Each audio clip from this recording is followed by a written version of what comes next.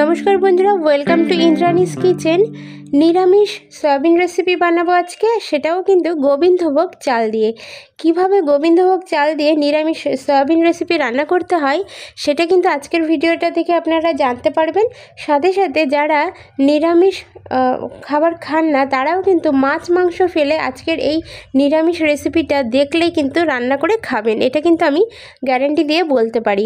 এতটাই টেস্টি আর দুর্দান্ত সুগন্ধে ভরপুর আজকের এই রেসিপিটা দেখার জন্য অনুরোধ রইল বন্ধুরা। তো চলুন কিভাবে বানাতে হবে দেখে নিই।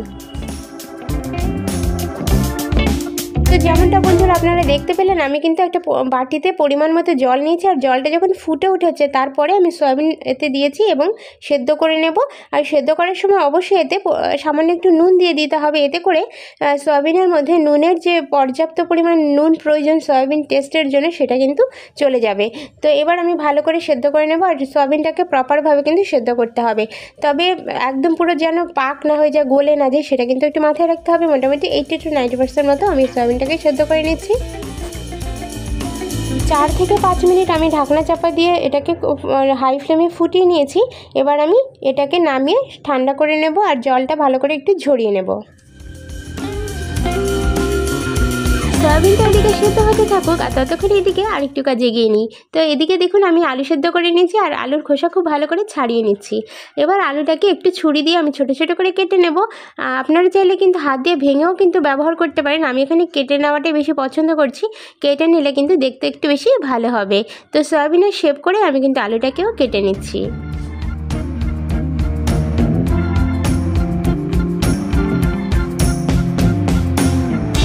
সয়াবিনটা খুব ভালোভাবে ঠান্ডা হয়ে গেছে। এবার এর ভেতরে যে জলটা ঢুকে আছে সেটাকে আমরা হাত দিয়ে এভাবে চেপে চেপে সয়াবিনের ভেতরে জলটা বের করে দেব। আর এভাবে জলটা বের না করে দিলে সয়াবিন কিন্তু পানসে টেস্ট আসবে, খেতে কিন্তু একদমই ভালো লাগবে না। তো সেই কারণে ভালোভাবে জলটা বের করে নিতে হবে। তো দেখুন আপনারা কতটা জল কিন্তু এখান থেকে বের হচ্ছে। আর সয়াবিনটা ভালো করে ঠান্ডা করে নেবেন, নাহলে কিন্তু হাতে গরম একটা তাপ লাগতে পারে। তো ভালো করে ঠান্ডা করে নিয়ে এই কাজটা করছি।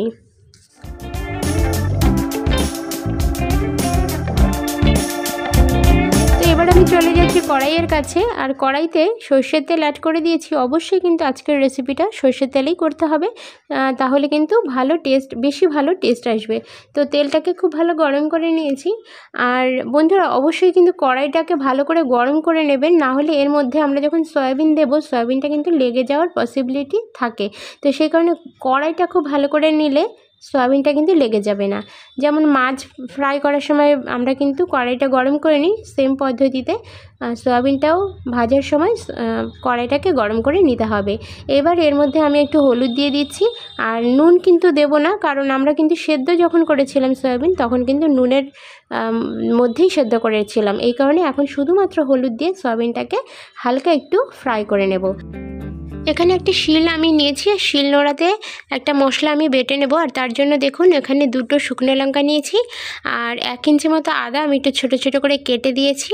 আর তার সাথে দিয়ে দিচ্ছি একটা কাঁচা লঙ্কা এবং 1 টেবিল স্পুন মতো সাদা গোটা জিরে। এই জিনিসটাকে আমি একটু বেটে নেব, আর তার জন্য একটু জল দেব। জল দিলে কিন্তু বাটতে সুবিধা হবে। এবার শিল নোড়াতে এই মশলাটাকে খুব সুন্দরভাবে মিহি একটা পেস্ট বানিয়ে নেব। আমি এখানে শিল নোড়াতে বেটে নিচ্ছি, আপনারা চাইলে কিন্তু মিক্সিং বলেও করে নিতে পারেন। বন্ধুরা আমরা তো সয়াবিন মাংসের মধ্যেই প্রায় সবসময় রান্না করে থাকি, কিন্তু এটা একটু ভিন্ন পদ্ধতিতে আমি রান্না করে আপনাদের সাথে শেয়ার করছি। নিরামিষ পদ্ধতি তো অবশ্যই, তার সাথে কিন্তু আমি ফ্লেভারের জন্য গোবিন্দভোগ চাল ব্যবহার করছি, যেটা ইউজ করার ফলে আজকের এই রেসিপিটা কিন্তু স্বাদে গন্ধে ভরপুর হয়ে যাবে এবং টেস্ট কিন্তু অন্য মাত্রায় পৌঁছে যাবে। তো কখন কিভাবে ব্যবহার করব আমি কিন্তু দেখাচ্ছি, আর পুরো রেসিপিটা দেখলে কিন্তু আপনারা সম্পূর্ণ রেসিপিটা বুঝতে পারবেন। তো আমি এখানে দেখুন মশলাটাকে বেটে নিয়েছি, আর এবার একটা বাটির মধ্যে তুলে নিচ্ছি। আমি আশা করছি আজকের রেসিপিটা আপনাদের ভীষণই ভালো লাগবে, আর ভালো লাগলে কিন্তু অবশ্যই একটা লাইক করার অনুরোধ রইল। তো বন্ধুরা দেখুন এখানে বাটিতে আমি তুলে নিয়েছি এই মশলাটাকে। এবার আমি চলে যাচ্ছি নেক্সট স্টেপে। এদিকে সয়াবিনটা দেখুন ভাজা হয়ে গেছে, খুব বেশি ভাজার কিন্তু এখানে প্রয়োজন নেই। গ্যাসের ফ্লেমটাকে লো রেখে জাস্ট 3 থেকে 4 মিনিট আমি একটু ভেজে নিয়েছি। এবার এটাকে আমি তুলে নিচ্ছি।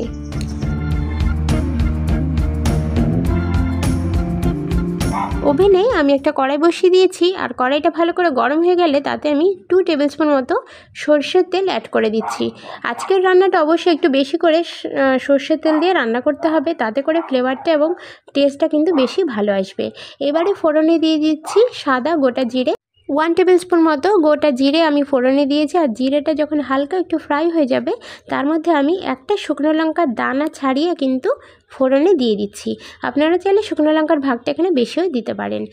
আর এই যে রেসিপিটা, এতে কিন্তু এই ফোড়নটা ছাড়াও আপনারা কিন্তু গোটা গরম মশলাও দিতে পারেন, তাতেও কিন্তু ভালো একটা গন্ধ আসে। এবার আমি একটা 2টো তেজপাতা দিয়ে দিয়েছি, আর খুব ভালো করে এই ফোড়নটাকে একটু নাড়াচাড়া করে নেব।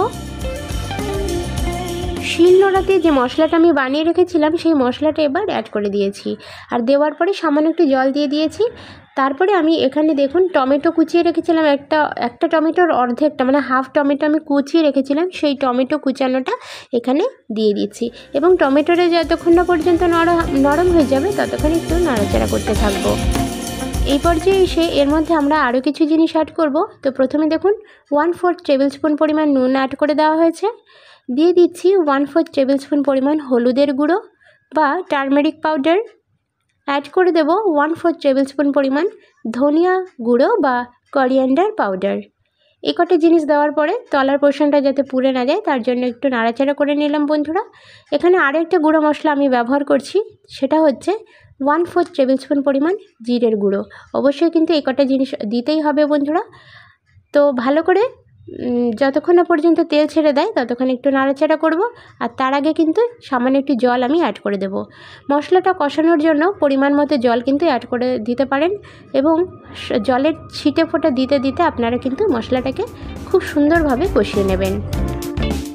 তো দেখুন মশলা থেকে খুব সুন্দর করে তেল ছেড়ে দিয়েছে, আর এই তেল ছাড়া পর্যন্তই কিন্তু মশলাটাকে কষাতে হবে, তবেই কিন্তু রেসিপিটার টেস্ট অসাধারণ আসবে।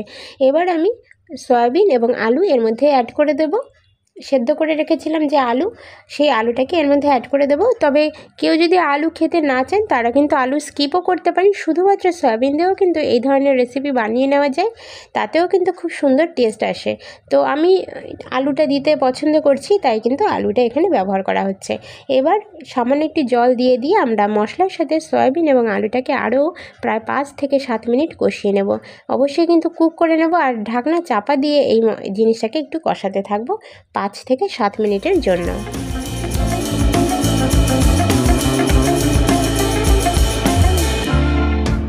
এবার বন্ধুরা একটা ওভেনে আমি ছোট্ট বাটি বসিয়ে দিয়েছি, আর এই বাটিটার মধ্যে দিয়ে দেব 1 টেবিল স্পুন পরিমাণ গোবিন্দভোগ চাল।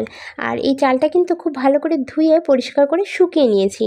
তো তারপরে আমি এর মধ্যে দিয়ে দিচ্ছি একটা তেজপাতার খুবই সামান্য একটু ছিঁড়ে ছোট ছোট করে টুকরো করে দিয়ে দিয়েছি, আর দিয়ে দেব সাদা গোটা জিরের হাফ টেবিল স্পুন সাদা গোটা জিরে এতে অ্যাড করে দিচ্ছি। এবার এই কটা জিনিসকে হালকা করে একটু রোস্ট করে নেব, যেন পুড়ে না যায় সেটা কিন্তু একটু খেয়াল রাখতে হবে। আর এর মধ্যে আপনারা চাইলে দারচিনি এবং এলাচও কিন্তু দিয়ে দিতে পারেন, তাতেও কিন্তু ফ্লেভারটা আরও বেশি রিচ হয়। তো আমি দারচিনি এবং এলাচটা দিচ্ছি না, আমি পরে ব্যবহার করব, ওই কারণে দিচ্ছি না। আপনারা চাইলে এই সময় দিতে পারেন। তো শিলনোড়াতে গরম গরম অবস্থাতে আমি এটাকে বেটে নিচ্ছি।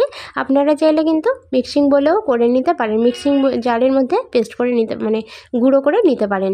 তো বন্ধুরা আজকের এই মশলাটা কিন্তু বেশি ইম্পর্টেন্ট, রেসিপিটার মধ্যে অবশ্যই এটা দেওয়ার চেষ্টা করবেন, তাহলে কিন্তু সঠিক টেস্টটা কিন্তু আসবে। খেতে কিন্তু দুর্দান্ত একটা টেস্ট হয় এবং ফ্লেভারটাও কিন্তু অসাধারণ আসে। তো খুব ভালো করে আমরা গুঁড়ো করে নেব।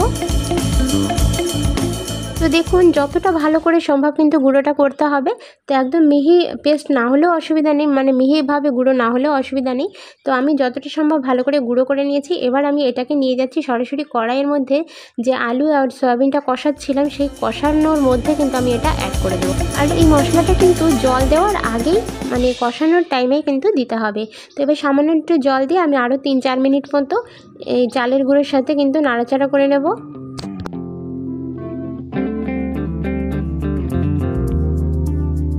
তো এই পর্যায়ে এসে বন্ধুরা দেখুন আমি এর মধ্যে সামান্য পরিমাণে লঙ্কার গুঁড়ো বা কাশ্মীরি লাল চিলি পাউডার কিন্তু অ্যাড করে দেবো। এতে করে কালারটা কিন্তু খুব সুন্দর আসবে। তো সেই কারণে কিন্তু এই সময় এসে দিচ্ছি, কারণ চালের গুঁড়োটা দেওয়ার পরে কালারটা একটু সাদা ধরনের হবে। তো আপনারা চাইলে কিন্তু কাশ্মীরি লাল চিলি পাউডারটা অ্যাড করতে পারেন, অথবা লঙ্কার গুঁড়োও কিন্তু দিয়ে দিতে পারেন। আমি কাশ্মীরি লাল চিলি পাউডারটা দিচ্ছি যাতে করে কালারটা খুব সুন্দর আসে। তো এবার দেখুন আমি জল অ্যাড করে দিচ্ছি, আর এখানে কিন্তু জলটা কিন্তু অবশ্যই উষ্ণ গরম জল বা গরম জল দিতে হবে। গরম জল দিলে রেসিপিটার টেস্ট কিন্তু বেশি বেটার আসবে। এই পর্যায়ে এসে নুন এবং ঝালের পরিমাণটা একটু কম মনে হয়েছে, তো সে কারণে আমি পরিমাণ মতো নুন এবং লঙ্কার গুঁড়ো এখানে অ্যাড করে দিচ্ছি। 1/4 টেবিল স্পুন পরিমাণ লঙ্কার গুঁড়ো অ্যাড করেছি এবং টেস্ট অনুযায়ী নুন কিন্তু দেওয়া হয়েছে। তো আরও 5 মিনিট কুক করে নেব, আর তার জন্য চাপা দিয়ে রেখে দিচ্ছি। 5 মিনিট পরে আমি ঢাকনাটা খুলে নিয়েছি, আর দেখুন সব কিছু কিন্তু খুব ভালোভাবে সেদ্ধ হয়ে গেছে এবং মিশে গেছে। কালারটা খুব সুন্দর এসছে। আর ফাইনালি আমি আরও দুটো জিনিস অ্যাড করব, যে দুটো জিনিস দেওয়ার জন্যই কিন্তু আমাদের আজকের নিরামিষ এই রেসিপিটা অসাধারণ টেস্টি হয়ে উঠবে। তো ফাইনালি দেখুন আমি দিয়ে দিচ্ছি ঘি, পরিমাণ মতো ঘি, এখানে একটু বেশি করে ঘিটা দিচ্ছি, প্রায় 1 টেবিল স্পুন মতো আমি কিন্তু ঘি এখানে অ্যাড করছি। তো দেখুন এটা আমি ঘিটা দিয়ে দিলাম, এটা হচ্ছে ঘি। আর আমি লাস্ট আরেকটা জিনিস অ্যাড করছি, সেটা হচ্ছে গরম মশলা। গরম মশলা এখানে অবশ্যই কিন্তু অ্যাড করতে হবে, যেটা না দিলে কিন্তু টেস্টটা আর ব্যালেন্সটা একদমই আসবে না। তো আমি এখানে প্রায় 1.5 চামচ মতো গরম মশলার গুঁড়ো অ্যাড করে দিয়েছি। এবার আমি সব কিছুকে ভালো করে একটু নাড়াচাড়া করে মিশিয়ে নেব এবং রেস্টে রেখে দেব প্রায় 5 মিনিটের জন্য। এতে করে সমস্ত মশলাগুলো কিন্তু খুব ভালোভাবে মিশে যাবে। তো ফাইনালি আমি একটা সার্ভিং প্লেট নিয়েছি, আর সেখানে কিন্তু সার্ভ করে দেখাচ্ছি। তো গরম গরম ভাতের সাথে পাতলা করে মুগের ডাল, আর তার সাথে এই ধরনের একটা রেসিপি থাকলে এক থালা ভাত কিন্তু নিমেষে উধাও হয়ে যাবে। এছাড়া কিন্তু রুটি, লুচি বা পরোটার সাথেও আপনারা কিন্তু আজকের এই রেসিপিটা ট্রাই করে দেখতে পারেন। তো ভালো লাগলে একটা লাইক, শেয়ার আর কমেন্ট করার অনুরোধ রইল। ধন্যবাদ সবাইকে ভিডিওটা শেষ পর্যন্ত দেখার জন্য।